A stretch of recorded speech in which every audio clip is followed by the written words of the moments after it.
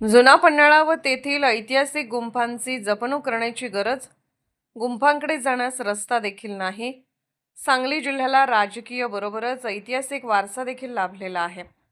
तालुक्यामध्ये ऐतिहासिक असा गिरलिंग डोंगरावरील छत्रपती शिवाजी महाराज यांच्या पदस्पर्शाने पावन झालेला जुना पन्हाळा, याच ठिकाणी असणाऱ्या पांडवकालीन गुंफा, तसेच या ठिकाणी असणारे परंतु दुर्लक्षित झालेले व सध्या लोप पावलेले उंद्रोबा मंदिर, तसेच या ठिकाणी असणाऱ्या जुना पन्हाळ्याच्या काही खुणा काळाच्या ओघात लोप पावत चाललेल्या दिसून येत आहेत. गिरलिंग देवस्थानकडे जाणारा रस्ता खूपच खराब असून लोकांना जीव मुठीत धरून डोंगरावर जावे लागते. याबरोबरच या डोंगरावर असणाऱ्या पांडवकालीन गुंफाकडे जाण्यास रस्ताच नाही. झाडांच्या काटेरी झुडपातून वाट शोधत जावे लागते. या गुंफाबरोबरच या ठिकाणी असणारा ऐतिहासिक ठेवा पुढील काळामधील पिढीसाठी जतन करून ठेवण्याची गरज निर्माण झाली आहे. अन्यथा पुढील पिढीला याबाबतची माहिती फक्त पुस्तकातच पाहावी लागणार आहे.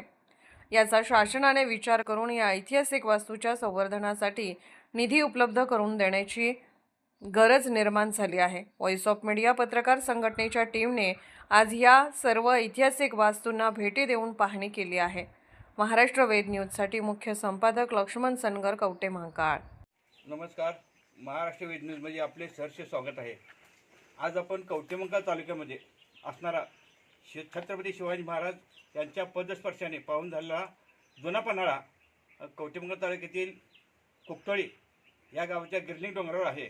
त्या ठिकाणी हे बौद्धकालीन पांडवकालीन लेण्या आहेत. ह्या लेण्या प्रशासनामार्फत दुर्लक्ष झाले होते, तरी प्रशासनाने आपल्या सांगली जिल्ह्याचे कर्तव्यदक्ष जिल्हाधिकारी यांनी या गडासाठी, तसे या लेण्यासाठी, ज्या ऐतिहासिक वास्तू आहेत याच्यासाठी, या संवर्धनासाठी, विकासासाठी चांगल्या प्रकारे निधी उपलब्ध करून द्यावा, जेणेकरून हा जो ऐतिहासिक ठेवा आहे तो हा टिकून राहावा. येणाऱ्या भावी पिढीला लेणी म्हणजे काय हा माहीत नसणार आहे, गड किल्ल्याची माहिती नसणार आहे. तर त्यासाठी पुढे वारसा प्रजेसाठी त्यांना माहिती व्हावं, गड किल्ले काय, छत्रपती शिवाजी महाराजांची कीर्ती काय आहे, फक्त पुस्तकात नको आहे, तर प्रॅक्टिकली त्यांना कळावं. यासाठी अशा ऐतिहासिक वास्तूचं जतन करण्यासाठी शासनाने योग्य ते निधी प्रत्येक तालुक्याला असू दे, प्रत्येक गावाला असू दे, प्रत्येक ठिकाणी असू दे, उपलब्ध करून द्यावा. एवढीच मी या व्हिडिओच्या निमित्ताने शासनाला आवाहन करतो. जय हिंद, जय महाराष्ट्र.